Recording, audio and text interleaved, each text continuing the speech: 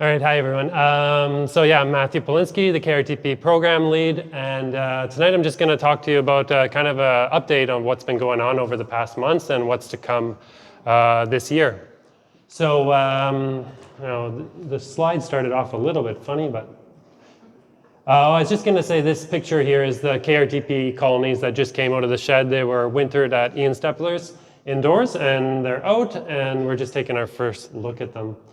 So this was actually a slide from my previous presentation, maybe here or maybe at the convention, but I thought I would just leave it in because it's stuff we did in the past and that we're continuing. So I just want to note a bunch of the kind of rapid fire things that we're going to be continuing this year. Hygienic testing services are available. That's something that we have access to liquid nitrogen at the university. It's something beekeepers really can't do for themselves. Because of the liquid nitrogen, so that's a service we are able to offer. With the syrup testing, if syrups have been held over for quite a while, especially from the spring over to the fall, you would want to get it tested to make sure it's safe.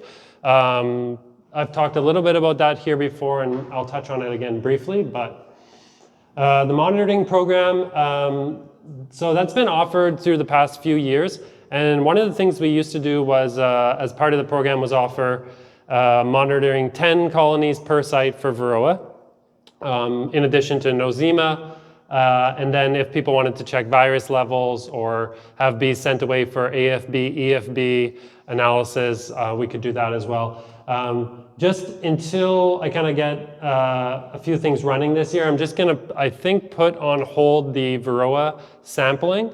For the springtime. It's just something that beekeepers can basically do themselves, and just based on the KRTP's capacity for the spring, that might be on hold. I still kind of got to talk to the board and some other things, but we're going to be having a new permanent full-time staff member in mid-May. So as soon as we get her on board, we're going to be able to increase capacity for a lot of different things.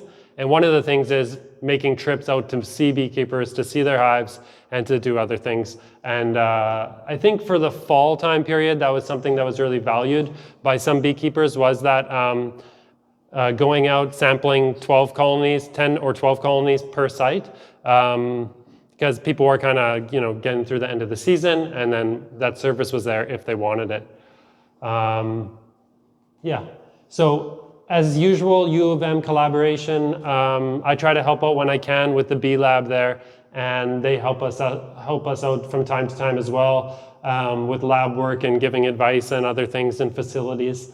On that note, I think there's one master's student right now who's studying pathogen spillover, looking at if there's a pathogen spillover from wild bees and maybe wild bees to honeybees. And vice versa. So that's something where we didn't have to do a lot, but just connecting her with the beekeeping community and stuff like that. There was another entomology student who comes from a beekeeping family and wanted to learn how to do nosema diagnostics. So of course we just said yes for sure, and we were able to train her in doing that. And I think that's just one thing the KRTP does kind of on the side every day, is when there's a community member who's engaged in some way and they want to kind of improve something or learn on skills, if we can help support that growth in the community, that's excellent, because that's going to keep passing on to more and more people in the community. And Laura Weens from our Red River, she's been working casually with the KRTP for almost a year. Well, I think since maybe last June. And it's just really great to have her there and doing different things. And I think I learn from her and she learns from stuff we're doing. So again, it's a nice way to kind of keep that as a part of something we do.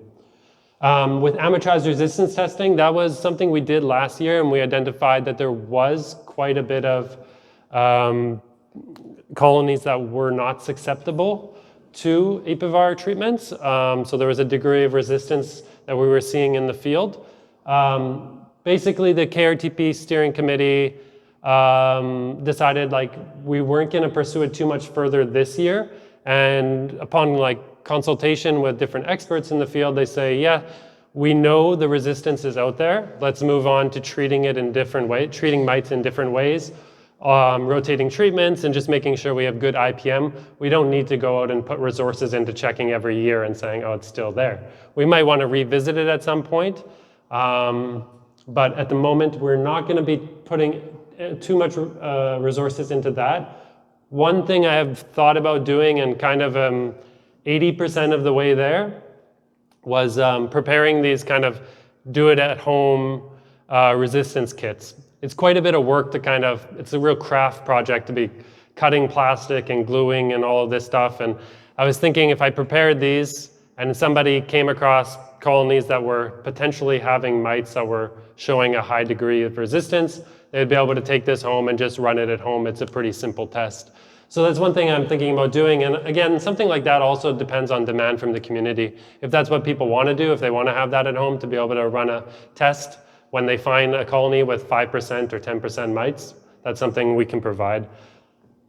I can see that I could talk for a long time on each topic, so I'll try to move myself along fairly quickly. A couple other things that are in progress for this year. The UBO, it stands for unhealthy bee odor. I'm sure you guys have heard a lot about it. Basically for testing for hygienic behavior. With the nitrogen, liquid nitrogen freeze kill brood assays, that's been proven over decades to be effective for selecting for stock that are resistant to AFB and chalk brood, and to some degree more resistant to varroa mites, whereas the UBO really targets a little bit more general hygienic behavior and varroa sensitivity to varroa mites and detecting them. So it just came onto the market in the US this year, and we've been in conversations with the co-founder, Kiera Wagner, since February. And basically, we just started talking about how we can get it into Canada, and it turns out it's a little bit trickier than first expected because of the way it's classified and formulated in the kind of final product.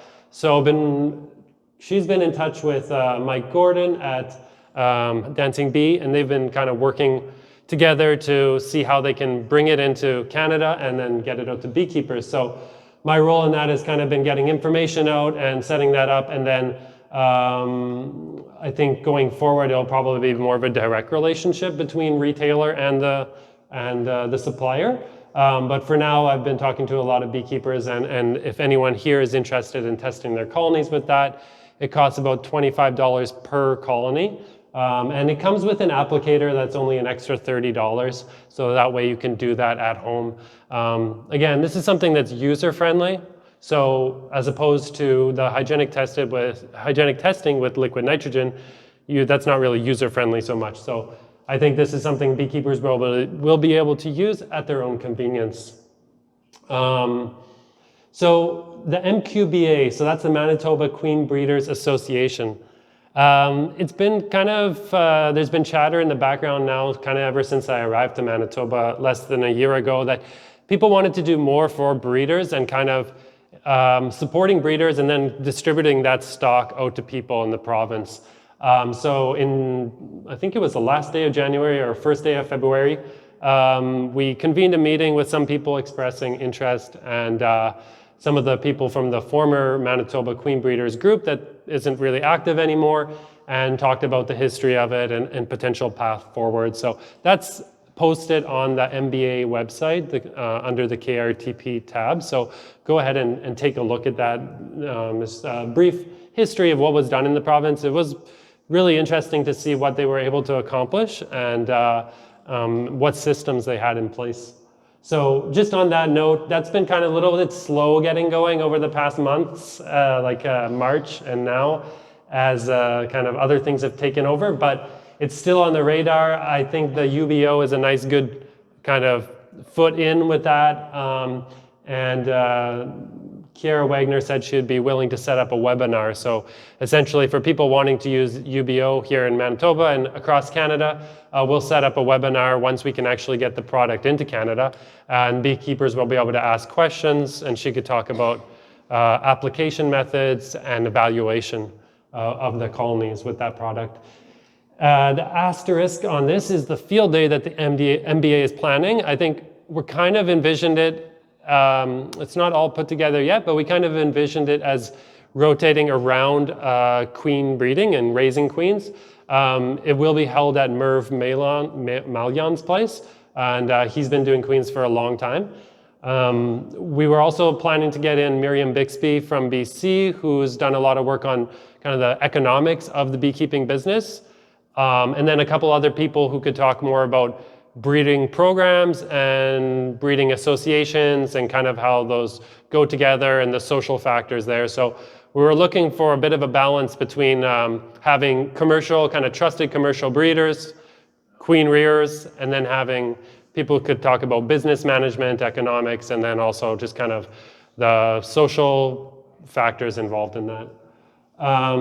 Brad has reached out and talked about getting a IPM workshop set up for May. So I think I haven't done any work on that yet, but that's something I think I'll be talking about with some people and with Derek, and probably looking at what are the most relevant things. Like, we always know that there's trends, right? And things we do, or trends in weather and climate, trends in what's going on with varroa treatments. Something's working less now. Let's say like APVAR tends to be working a little bit less in some cases.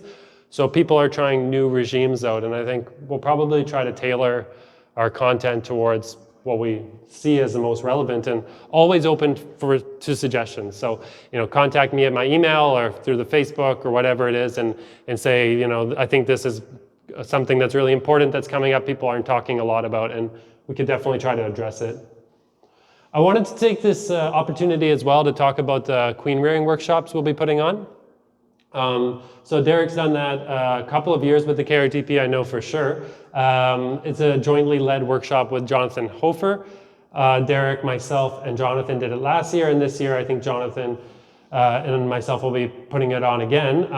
There was a really high demand for that last year. We had a 20-person capacity, and that was reached pretty quick. So I'm hoping if we can put one on in June, and then see if we have enough space or enough people who want to take it again in July, we'll do that. Last year it was $150. It comes with like a queen rearing wheel, a grafting tool, and a free lunch. So it's a decent value, and it's a lot of fun, to be honest, especially if we get some decent weather. And a lot of people came out last year who were had 2 hives in their backyard, and some people had 40, 50, and some people, there were 2 commercial beekeepers there, and they brought some staff along. So it was pretty cool to have a nice mix of people, experiences, and kind of thoughts about what they were aiming to do with queen rearing. On that topic kind of IPM workshop and new research questions, I'm going to talk briefly here because I won't keep you guys all night, and I'm at 15 minutes now, but I'll talk briefly about the research trials ongoing with the KRTP this year. But in terms of new research questions, one that's kind of been lingering in the background is the oxalic acid, the kind of long-term impacts at the colony level.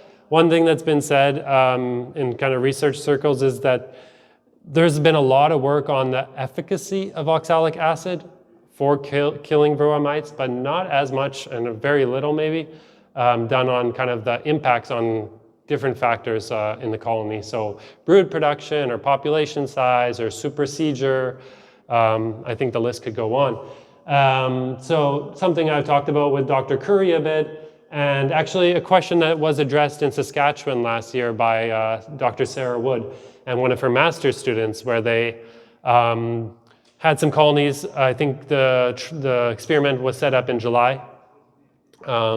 And they vaporized the colonies with something like, I'm not quite sure, but something like 2 grams, a 4-gram dose, 8-gram dose, and a 20-gram dose. And in that trial, they didn't see any negative impacts, but there were, to every trial, there's a lot of specific conditions. I think they were smaller colonies. It was in the middle of summer. And again, it was not a long-term study. It was not even a year. It was, I think, just a matter of some months. So something like that has already been started, but just to kind of build on that,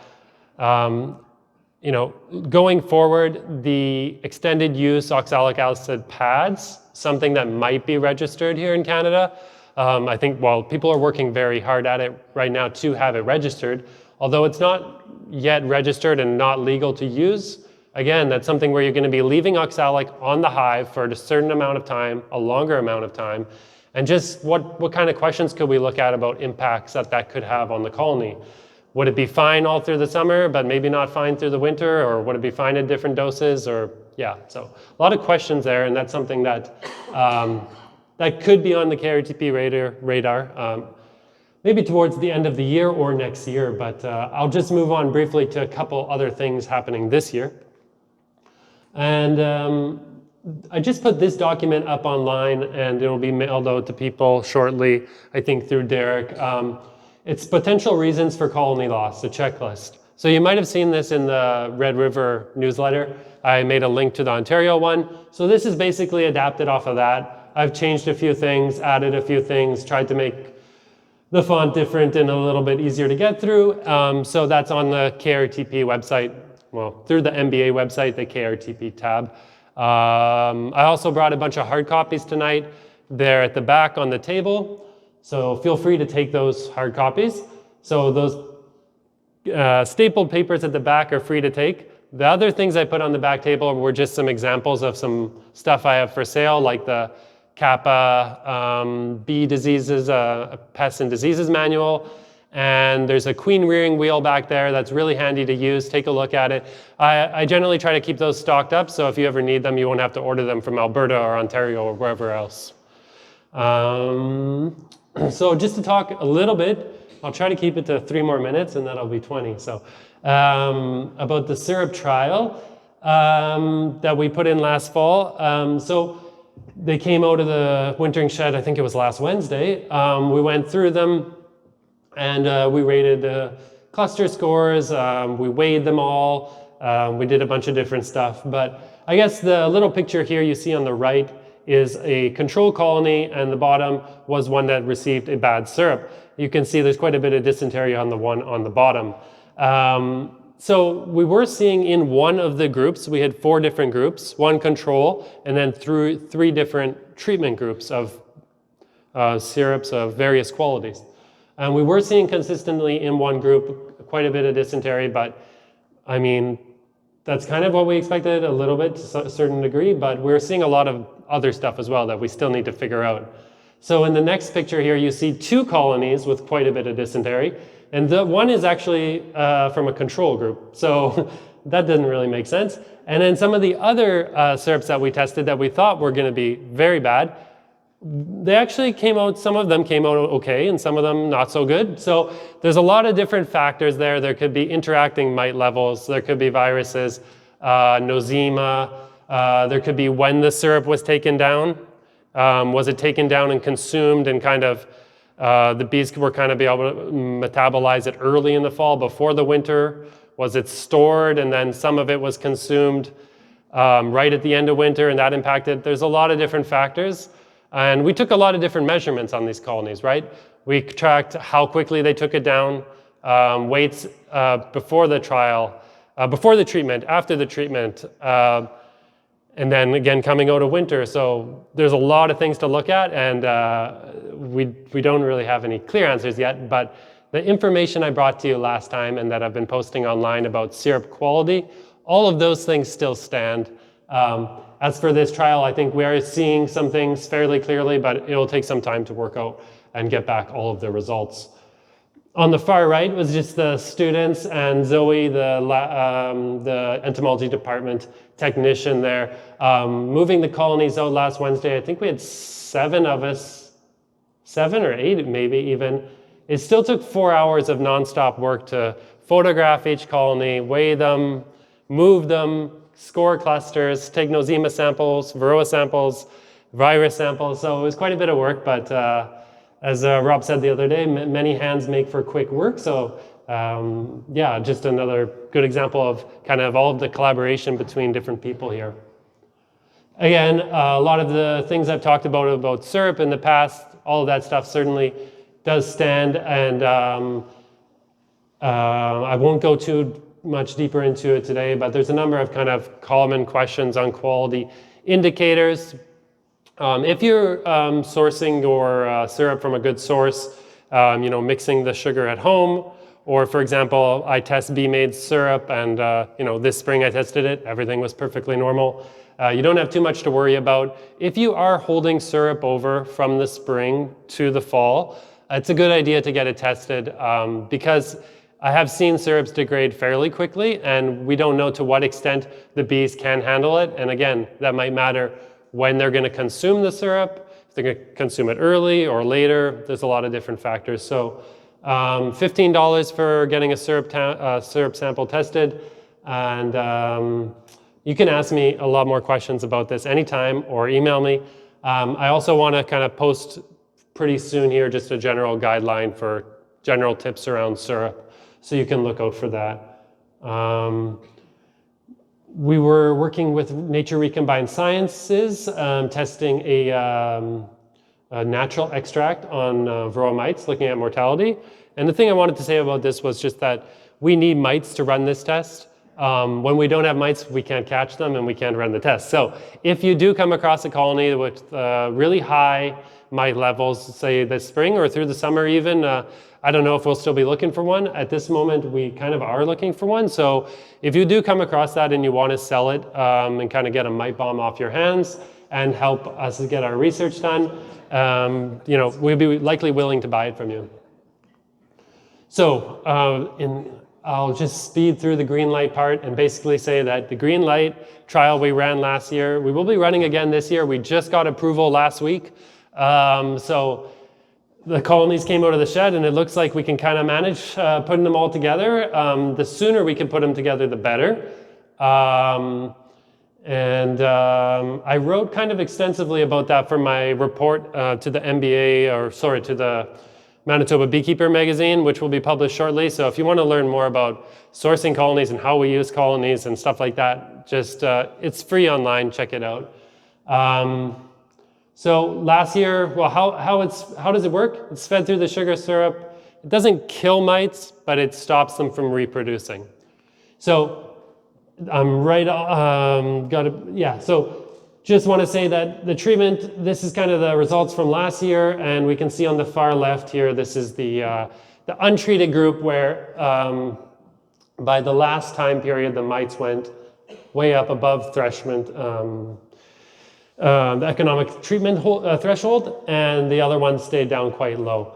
I think I'll just kind of skim through the rest by saying that we did see some efficacy of the treatment, but we would like to test it a little bit more on colonies that would be closer to what the typical producer has in the spring and would be treating in the spring. So treating larger colonies in early May or late April even, and then just seeing how they fare through the summer with this treatment.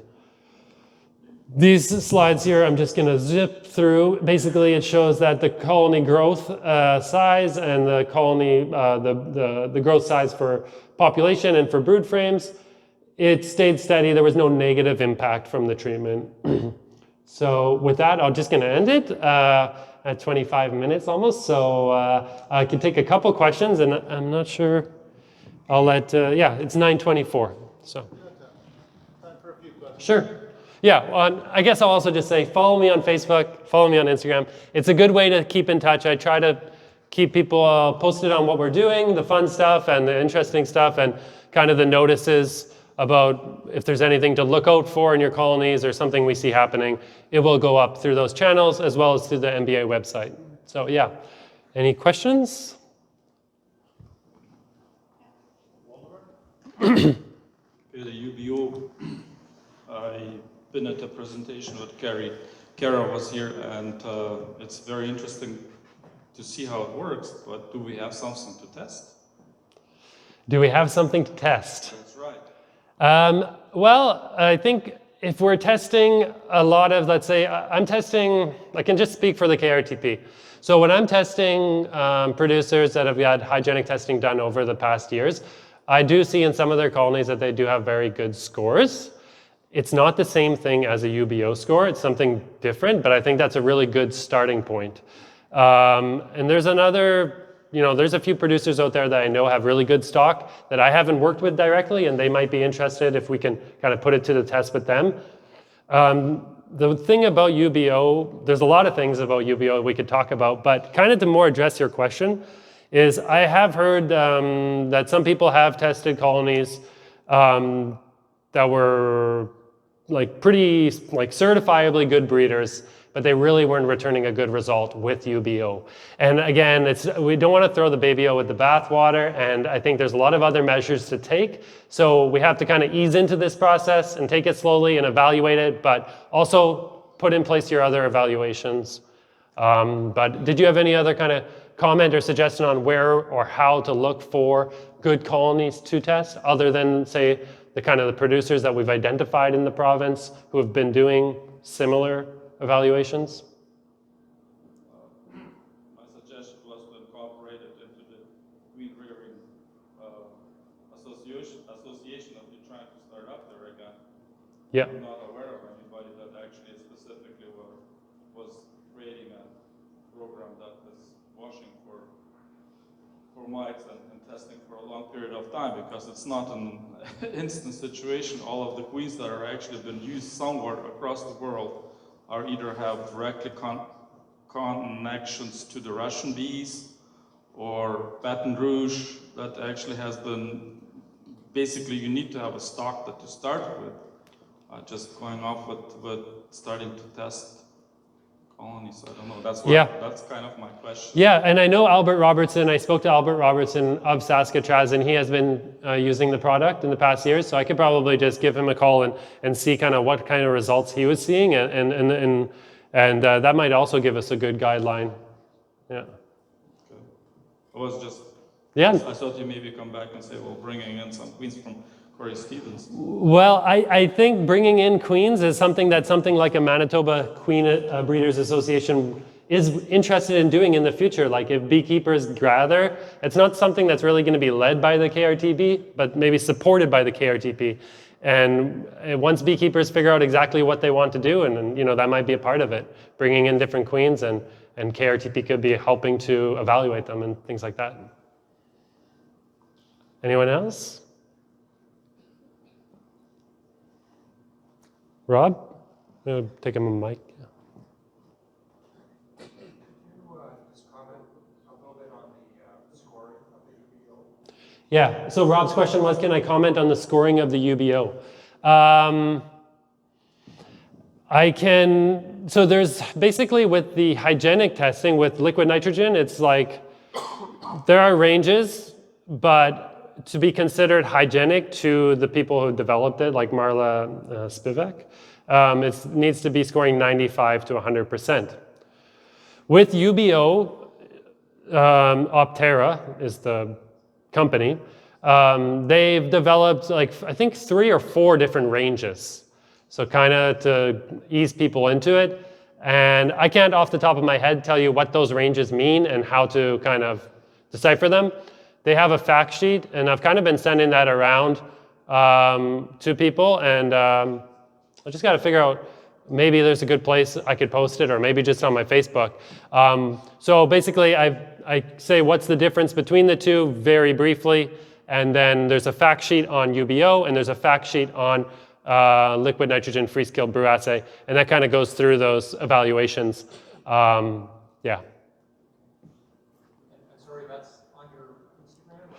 So that one I haven't posted yet, but I think I should post it somewhere. So let me figure that out, but I can also email it directly to you, and anyone else who wants it just can look up the UBO fact sheet or email me, and I can get it to you.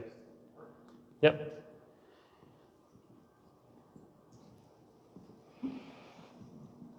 To feed the green light project, does it render the mites incapable, or are they becoming diphoretic? Do you still have them in a hive, or what's how do they behave after you actually fed the substance? Well, incapable, from what I understand. They cannot reproduce. So they still go into the brood? Yeah, from my understanding, that's where they're exposed to the treatment. Okay. So they'll go in, but yeah. Thank you very much for a great presentation.